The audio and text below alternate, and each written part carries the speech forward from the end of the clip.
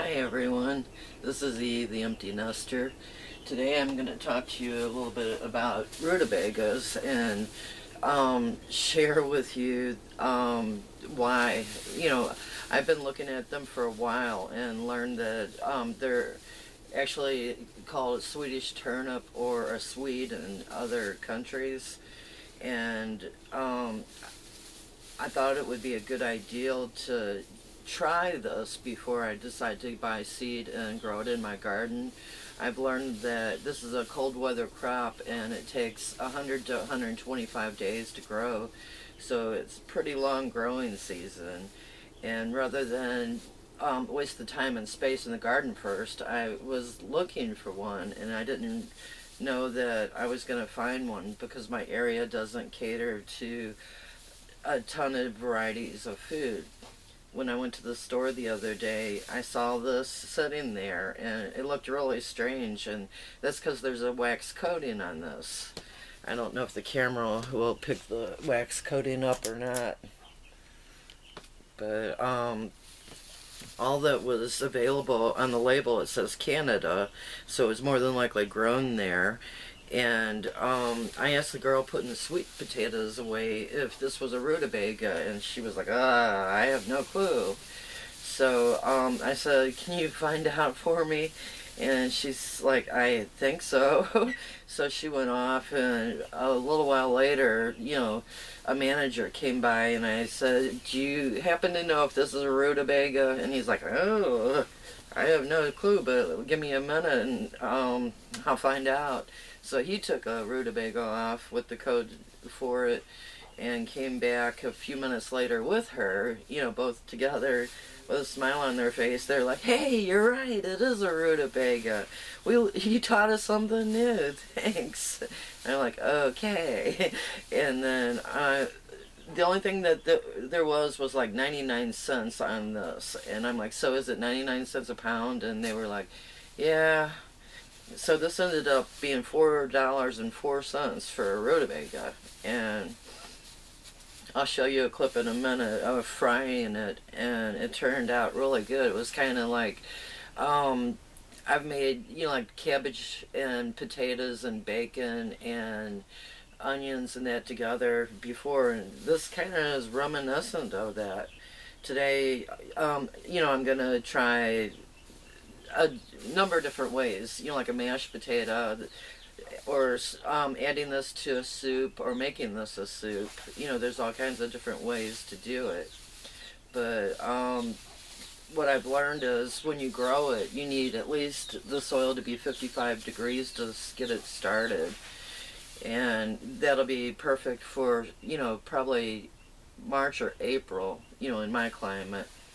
So after trying this, I've also learned from trying to peel it, you need a really good sharp knife.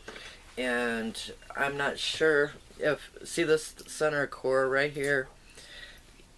It's kind of tough and you can go into it. But today I'm going to add the center core, where yesterday I just sliced it off the side.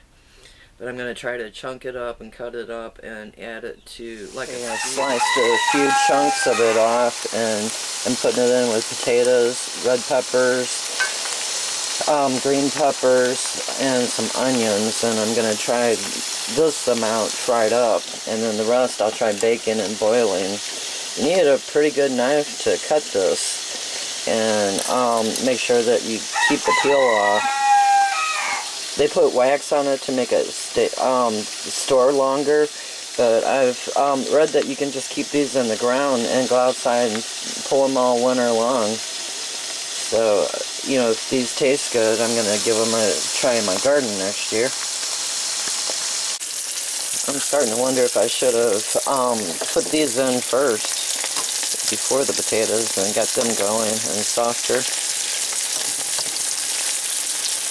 But we'll find out.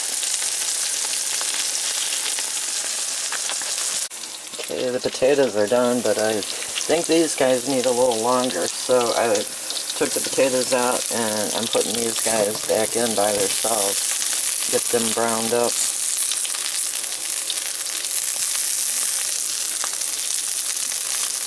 You know, I read the reason that these aren't very popular in the United States is someone probably ate some that they didn't like the way they were cooked way back when, so they didn't catch on. You know, so it's all live and learn. Try something different, or try cooking them differently and see if you like them that way. Okay, here's dinner. Hamburger steak, fried potatoes with peppers, onions, and rutabaga. Let me taste it.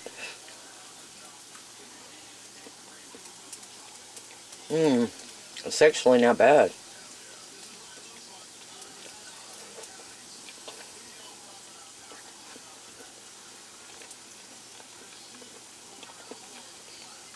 It does have a little cabbage flavor to it. Okay, let me show you a little further. My hands don't work that good, so it's kind of hard for me to do this, but even though this is a sharp knife, this is kind of hard to peel, and you have to be really careful with it. And then if I get out this is like a Ginsu knife. This goes through anything, so this is a good one for slicing it like that in big chunks. But I still need to get a better knife for taking the peel off. Or get someone else to peel this for me.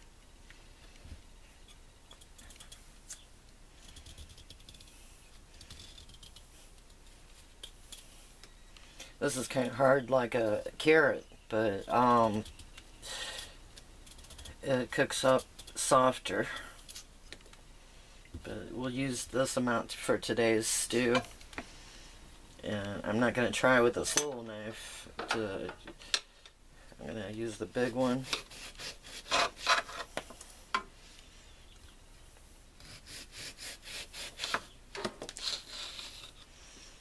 And just going to leave it in big chunks.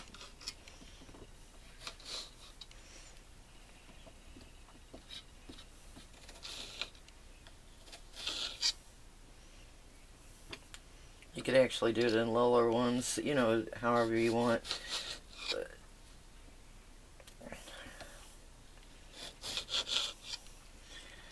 let's get to cooking.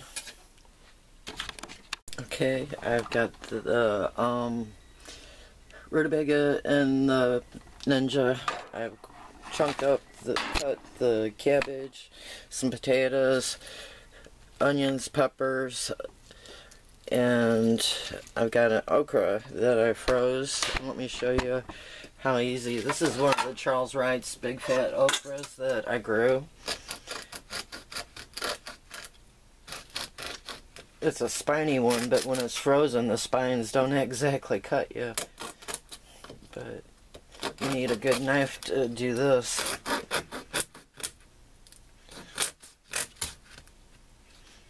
And good hands. But I won't make you wait on this. I should have cut it up ahead of time, or I can let it thaw and cut it out. Or I can just throw it in solid. Let me go ahead and just throw it in. And throw all these in.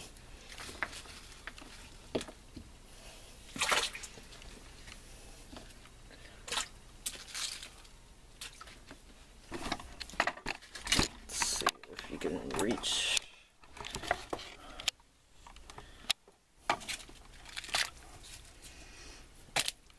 And then shake in some Mrs. Dash. Need to actually take this side off. This is really good. You don't really need salt or anything else with it. What I've learned too about rutabagas is they're a lot higher in sugar than potatoes are, so I can't use as many or as much of the rutabaga as I can with the potato. And now I'm going to get some bacon and throw in there and let this cook for about, say, 45 minutes. A minute later, and This got soft enough that I could cut it, let it cook a little while longer, and continue cutting it up on the okra. Okay, this is the bacon we processed this year.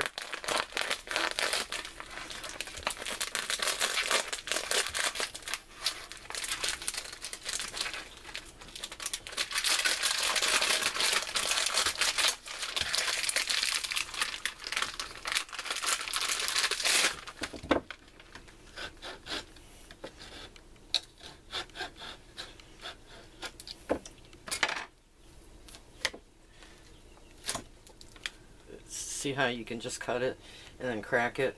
I'm going to put that in frozen and it'll thaw. So I'm using about a half a pound of bacon. I'm going to throw the whole thing of bacon in and make it a pound. Okay, I'm at 1 hour and 15 minutes. Let's go ahead and try it.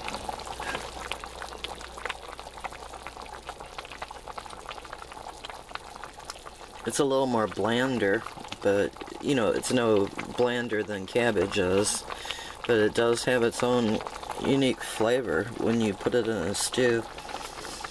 But this is definitely worth trying next year. I saw in Baker's Creek they have one that's 90 days and pretty much more uniform in size. So I think I'm going to go ahead and order seed for that, and if I find, you know, normal, regular Rutabagas seeds, I may try a little of both and add this to next year's garden. But thanks for watching and happy tasting. If you have a recipe or a way that you like it the best, you know, leave me a comment in the link in the subjects below. Thank you for watching.